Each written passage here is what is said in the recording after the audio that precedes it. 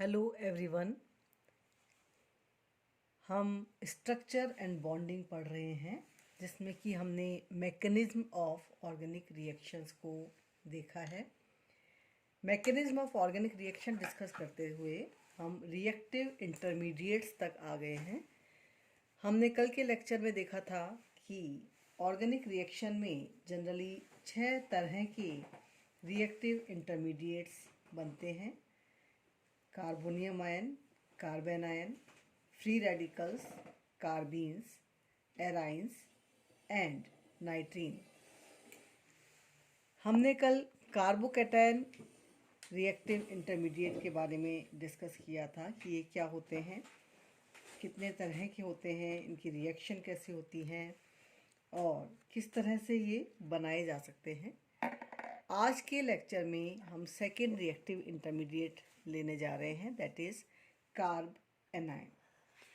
Carb anion को हम देखते हैं, नाम से ही पता चल रहा है एनायन यानी कि नेगेटिवली चार्ज स्पीशीज है। तो हम देखते हैं कार्ब एनायन क्या होते हैं। ऐसा ग्रुप जिसमें कि सेंट्रल कार्बन एटम पर 8 इलेक्ट्रॉन्स यानी कि ऑक्टेट होता है और साथ ही नेगेटिव चार्ज होता है, ऐसी स्पीसीज कहलाती है कार्ब एनायन। अब क्योंकि इस पे नेगेटिव चार्ज है इसलिए ये स्पीसीज बिहेव करती है एज न्यूक्लियोफाइल्स और इसमें जो सेंट्रल कार्बन एटम होता है उसमें हाइब्रिडाइजेशन होता है sp3। सेंट्रल कार्बन एटम पर sp3 हाइब्रिडाइजेशन होता है, यानी कि यहाँ पर 3 sp3 ऑर्बिटल्स हैं जो कि सिग्मा बॉन्ड्स बना रहे हैं और जो लोन पेयर है वो 4th sp3 ऑर्बिटल्स में रहता है। और हम जानते हैं कि जब sp3 हाइब्रिडाइजेशन होता है तो जो ज्योमेट्री होती है, ज्योमेट्री इज टेट्राहेड्रल और ट्राइगोनल पिरामिडल।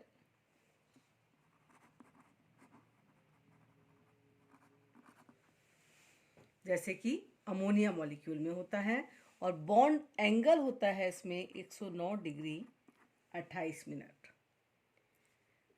तो ये इसका इंट्रोडक्टरी पार्ट है जिसमें कि कार्बन आयन, अब आप समझ गए होंगे, नेगेटिवली चार्ज स्पीसीज है, 8 इलेक्ट्रॉन्स होते हैं जिससे कि इसका ऑक्टेट कंप्लीट होता है।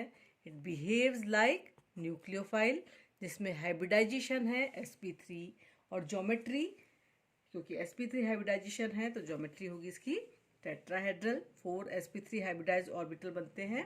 तो एक लोन पेयर जो है वो एक sp3 हाइब्रिडाइज्ड ऑर्बिटल में रहता है और बॉन्ड एंगल होगा इनका 109 डिग्री 28 मिनट। अब हम देखते हैं types of carb anions. Anions जो हैं कार्बोकैटायंस की तरह ही ये भी 3 तरह के होते हैं। First is primary carbon ion, secondary carbon ion and tertiary carbon ion, यानी 1 डिग्री, 2 डिग्री और 3 डिग्री कार्ब एनायन भी कहते हैं। अब हम लेते हैं इनके एग्जाम्पल्स। सबसे पहले primary carb anion. Primary carb anion जो है this is CH3 minus, this is methyl carb anion. Next is CH3 CH2 minus, it is ethyl carb anion. Next is CH3 CH2 CH2 This is propyl carbanion, and next is CH3CH CH2, और इस पर है negative charge CH3. This is isobutyl carb anion. तो in example से आप समझ गए होंगे कि प्राइमरी कार्बन आयन कौन सा है जिसमें कि नेगेटिव चार्ज जो है वो उस कार्बन पे लगा हुआ है जो कि फर्दर एक कार्बन से जुड़ा हुआ है. फर्दर एक कार्बन से ये जुड़ा हुआ है. So these are primary carbanion. Next लेते हैं हम secondary carbanion. Secondary carbanion का एग्जाम्पल हम लेंगे CH3 और इस वाले कार्बन पर नेगेटिव चार्ज. ये कौन सा ग्रुप हो गया? This is isopropyl carb anion. Next is CH3 CH2 CH negative charge and CH3.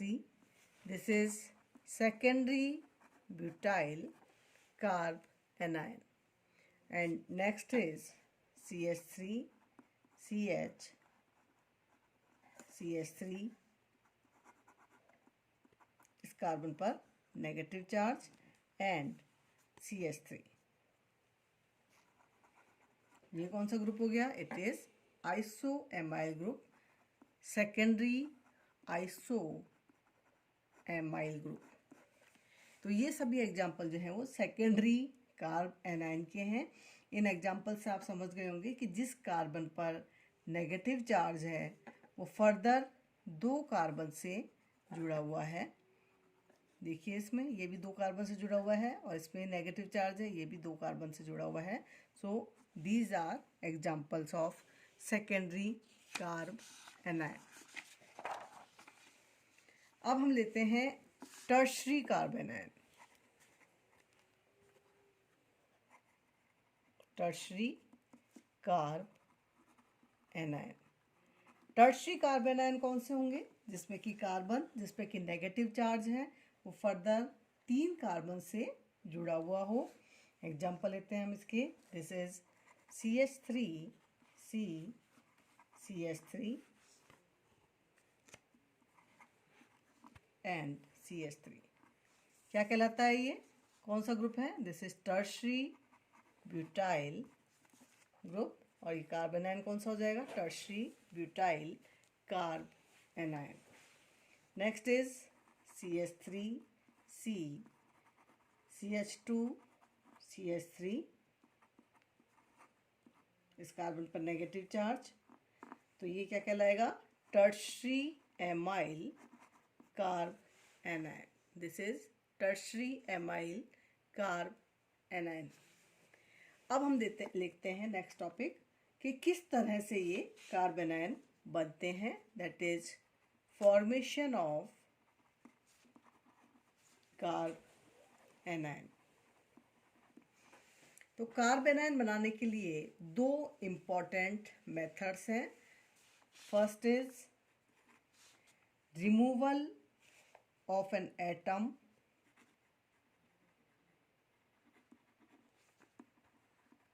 और ग्रुप फ्रॉम कार्बन.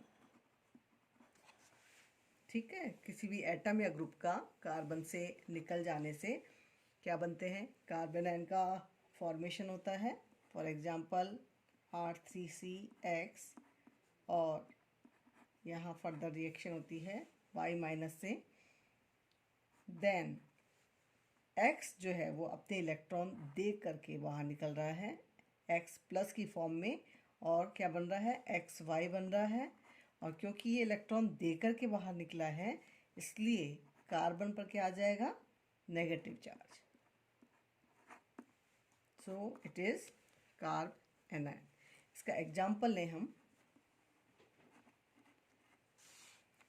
तो RC double bond O O minus, इसे जब हम, दिस इज कार्बोक्सिलेट एनायन, इसे जब हम गर्म करते हैं तो क्या हो जाएगा, यहाँ ये इलेक्ट्रॉन ऑक्सीजन अपना दे करके बॉन्ड बना लेगा, ये वाला बॉन्ड टूटेगा तो R पर आ जाएगा नेगेटिव चार्ज, और ये कार्बन डाइऑक्साइड गैस जो है वो बाहर निकल जाएगी। So it is R minus plus CO2, that is alkyl carb anion का फॉर्मेशन हो रहा है। इसी तरह से एक और एग्जांपल लेते हैं हम। This is C6H5 whole thrice CCl। What is this? It is, पहले भी आया हुआ है ये, ट्रिटाइल क्लोराइड। तो जब ट्रिटाइल क्लोराइड को सोडियम अमलगम के साथ में ट्रीट किया जाता है तो क्या बनता है, कार्बन एनायन का फॉर्मेशन हो जाता है, that is C6H5 whole thrice C minus Na plus का यहाँ पर फॉर्मेशन हो रहा है। दूसरा जो तरीका है कार्बोकेटायन को बनाने का, that is abstraction of a proton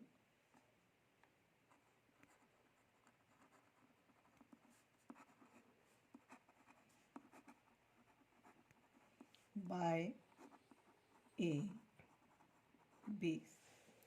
तो ये किस तरह से होगा, for example this is acetaldehyde, और इसकी किससे रिएक्शन करा रहे हैं हम, बेस से। तो बेस जो है वो इसमें से एक H आयन निकाल लेगा, माइनस H आयन, और CH2 पे क्या आ जाएगा, नेगेटिव चार्ज आ जाएगा। तो ये एक कार्ब एनायन का फॉर्मेशन होता है। दूसरा एग्जाम्पल लें हम, C6H5 whole thrice CH, sodium amide से इसकी रिएक्शन NaNH2 से, तो अमोनिया गैस यहाँ पर बाहर निकलती है, और इसमें जो फॉर्मेशन होता है that is carb anion, carbon पर नेगेटिव चार्ज, सोडियम सॉल्ट हमें यहाँ पर मिल रहा है। तो ये था इसके मेथड्स ऑफ प्रिपरेशन, जिसमें था पहला तो रिमूवल ऑफ एन एटम और group from carbon, and second method was abstraction of a proton by a base. अब हम इसके इम्पॉर्टेंट पार्ट पर आते हैं, that is order of stability. Order of stability, carbonium ion का स्टेबिलिटी ऑर्डर जो है किस तरह से होता है, ये कार्बोकेटायन का जस्ट अपोजिट होता है। इसका स्टेबिलिटी जो है वो कार्बोकेटायन की बिल्कुल अपोजिट होती है। दिस इज जो CH3 कार्बोनियम आयन जो है वो सबसे ज़्यादा स्टेबल होता है, देन प्राइमरी कार्ब एनायन ज़्यादा की स्टेबिलिटी है, इसके बाद सेकेंडरी, और इसके बाद टर्शरी कार्ब एनायन जो है वो स्टेबल होता है। इसे हम किसके द्वारा समझा सकते हैं, inductive effect of alkyl substitution के द्वारा समझाया जा सकता है। जैसे जैसे एल्काइल ग्रुप का संख्या बढ़ती है तो कार्बन पर क्या होता है, नेगेटिव चार्ज बढ़ता जाता है, क्योंकि एल्काइल ग्रुप जो है इसकी नेचर होती है इलेक्ट्रॉन्स को देने की, तो ये अपना इलेक्ट्रॉन देता है जिससे कि कार्बन पर नेगेटिव चार्ज जो है वो बढ़ता जाएगा, जिससे कि ये और अधिक रिएक्टिव होता है, और हम जानते हैं जब रिएक्टिविटी ज़्यादा होती है तो स्टेबिलिटी जो है वो कम होती जाती है। तो इस कारण से tertiary carbon ion is less stable. अब हम देखते हैं कि इसकी स्टेबिलिटी पर सब्स्टिट्यूएंट्स का क्या प्रभाव पड़ता है। Effect of substituents on stability of carbocation. तो अगर हम कार्ब एनायन पे अगर हम कोई भी ग्रुप लगाएं जिसकी प्रवृत्ति क्या है, इलेक्ट्रॉन्स को देने की। जैसे हमने एक जी ग्रुप लगाया है, कोई सब्स्टिट्यूएंट लगाया है, तो जी की प्रवृत्ति क्या है, जी डोनेट्स इलेक्ट्रॉन। तो जी जब इलेक्ट्रॉन डोनेट करता है, यानी कि किस तरह का ग्रुप है ये, प्लस आई इफेक्ट वाला ग्रुप हमने यहाँ पर लगा दिया। तो क्या हो जाएगा, जो नेगेटिव चार्ज है कार्बन पर, ये जो नेगेटिव चार्ज है वो ये इलेक्ट्रॉन दे रहा है, तो क्या हो जाएगा, नेगेटिव चार्ज इंक्रीजेस। कार्बन पर नेगेटिव चार्ज बढ़ता है, और नेगेटिव चार्ज बढ़ने से क्या हो जाएगा, स्टेबिलिटी डिक्रीजेस। ठीक है, और जब स्टेबिलिटी डिक्रीज होती है तो क्या हो जाएगा, रिएक्टिविटी। हम जानते हैं पॉजिटिव होता है, स्टेबिलिटी कम है तो रिएक्टिविटी जो है वो बढ़ती है, रिएक्टिविटी इंक्रीजेस। तो कौन कौन से ग्रुप्स हैं जो कि ये इफ़ेक्ट देते हैं, यानी कि प्लस आई इफ़ेक्ट रखते हैं। तो अगर हम लगाएं CH3 group, C2H5 group, CH3 whole twice CH group, that is isopropyl group, जिनकी की प्रवृत्ति होती है इलेक्ट्रॉन डोनेट करने की, तो वो नेगेटिव चार्ज को बढ़ाते हैं जिससे कि स्टेबिलिटी कम होती है और रिएक्टिविटी जो है वो बढ़ जाती है। इसी तरह से अगर हम कार्ब एनायन पर कोई ग्रुप अटैच करें जिसकी प्रवृत्ति क्या है, इलेक्ट्रॉन को अपनी तरफ लेने की है, यानी कि G अट्रैक्ट्स इलेक्ट्रॉन्स। अगर G इलेक्ट्रॉन को अट्रैक्ट करता है तो इसका मतलब क्या है कि कार्बन पर नेगेटिव चार्ज क्या हो जाएगा, डिक्रीज हो जाएगा। ठीक है, क्योंकि G इलेक्ट्रॉन्स को अपनी तरफ अट्रैक्ट कर रहा है, जिससे कि स्टेबिलिटी बढ़ जाएगी, इंक्रीजेस। और स्टेबिलिटी अगर बढ़ जाएगी तो रिएक्टिविटी जो है वो, रिएक्टिविटी क्या हो जाएगी, डिक्रीज हो जाएगी। तो ऐसे कौन कौन से ग्रुप हैं जो कि इलेक्ट्रॉन्स को अपनी तरफ अट्रैक्ट करते हैं। ये ग्रुप हैं जिनकी इलेक्ट्रोनेगेटिविटी ज़्यादा होती है, जैसे Cl, nitro group, cyano group, CHO group, COOH group. तो अगर हम कार्बन आयन पर ये ग्रुप अटैच करेंगे तो रिएक्टिविटी क्या हो जाएगी, इनकी डिक्रीज हो जाएगी, क्योंकि नेगेटिव चार्ज जो है वो ये कम कर रहे हैं। अब हम देखते हैं कि हाइब्रिडाइजेशन का क्या प्रभाव पड़ता है। Effect of hybridisation, effect of hybridisation on stability. तो जैसे जैसे S करैक्टर बढ़ता है, S करैक्टर इंक्रीजेस, जैसे जैसे S करैक्टर बढ़ता है तो स्टेबिलिटी जो है वो क्या होती है, डिक्रीजेस, स्टेबिलिटी कम होती जाती है। तो अगर हम कार्बन आयन लें, CH3 negative charge, then CH2 double bond CH negative charge, then CH triple bond C minus. ये तीन तरह के हम कार्बन आयन ले रहे हैं। इसमें हम देख रहे हैं कार्बन आयन में हाइब्रिडाइजेशन कौन सा है, sp3, इसमें हाइब्रिडाइजेशन है sp2, और इसमें हाइब्रिडाइजेशन है sp। यहाँ S करैक्टर है कितना, 50% sp हाइब्रिडाइजेशन में। यहाँ S करैक्टर है 33.3% और यहाँ S करैक्टर है 25%।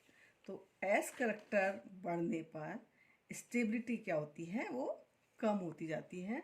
तो ये जो कार्बोकैटायन है ये ज़्यादा स्टेबल है कंपैरिजन टू दिस, ये वाला कार्बन है। और ये जो sp हाइब्रिडाइजेशन वाला कार्बन आयन है वो सबसे कम स्टेबल होगा। अब हम देखते हैं कि रेजोनेंस का क्या प्रभाव पड़ता है कार्ब एनायन की स्टेबिलिटी पर, that is effect of resonance.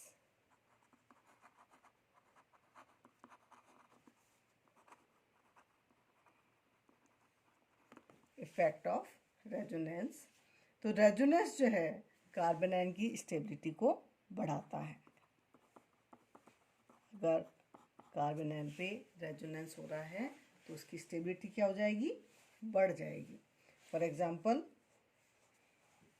हम ये कार्बन आयन ले रहे हैं, दिस इज बेंजीन रिंग, और बेंजीन रिंग से यहाँ पर जुड़ा हुआ है CH2 माइनस ग्रुप।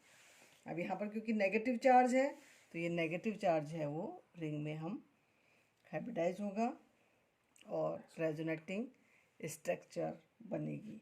तो ये नेगेटिव चार्ज जो है वो पूरी रिंग पे जा रहा है।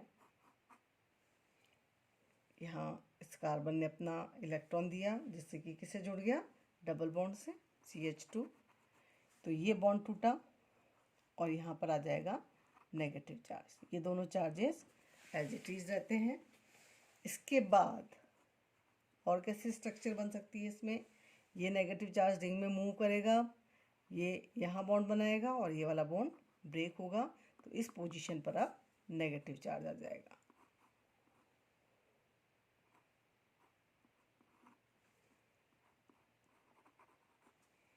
नेक्स्ट, ये नेगेटिव चार्ज यहाँ बॉन्ड बनाएगा, ये वाला बॉन्ड टूटेगा, तो इस पोजीशन पर नेगेटिव चार्ज।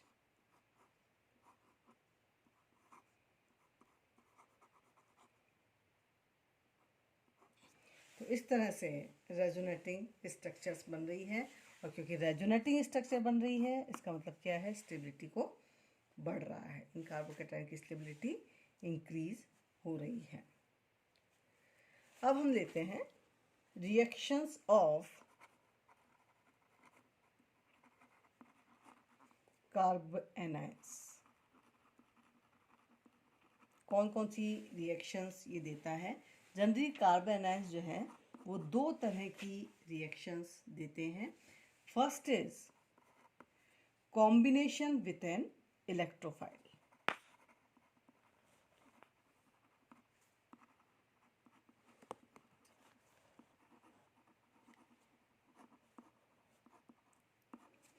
क्योंकि इस पे नेगेटिव चार्ज है इसलिए ये इलेक्ट्रोफाइल से कंबाइन हो जाता है और जनरली ये प्रोटॉन के साथ में कंबाइन होता है। जैसे कि एक एग्जांपल लेते हैं हम, RCOO माइनस। पहले इसे गर्म करने पर कार्बन डाइऑक्साइड गैस बाहर निकल जाती है और एक कार्ब एनायन का फॉर्मेशन होता है। ये कार्बन आयन H आयन से कंबाइन होकर के एल्कीन्स बनाते हैं। तो ये एक जनरल रिएक्शन है कार्बन आयन की। सेकंड जो रिएक्शंस हैं उसमें क्या है कि ये कार्बन आयन जो है वो किस तरह से बिहेव करता है, acts as a nucleophile. Carbanion acts as a nucleophile और दूसरे कार्बोनिल कंपाउंड पर ये ऐड हो जाता है। For example as in aldol condensation.